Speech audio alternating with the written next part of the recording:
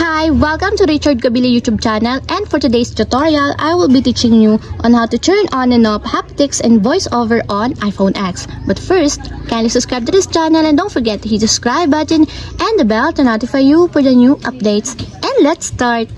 Using your iPhone X, from your home screen first, go to Settings. Then in the settings, scroll down and find the accessibility, then tap. Then after that, in the accessibility, go to vision section and then tap the voiceover. Then in the voiceover, scroll down and tap the audio. Then in the audio, tap the sounds and haptics. Then after that, in the sounds and haptics, go to haptics section, and as you will see, there's a switch button located on the side of the haptics. Then all you have to do is just tap it to enable until it becomes green. And if you want to disable or turn off, just tap again the switch button. And that's it, we have successfully turned on and off haptics and voiceover on iPhone X. If you have a question, can you comment down below, and don't forget to hit the subscribe button and the bell to notify you for the new updates. And thank you for watching!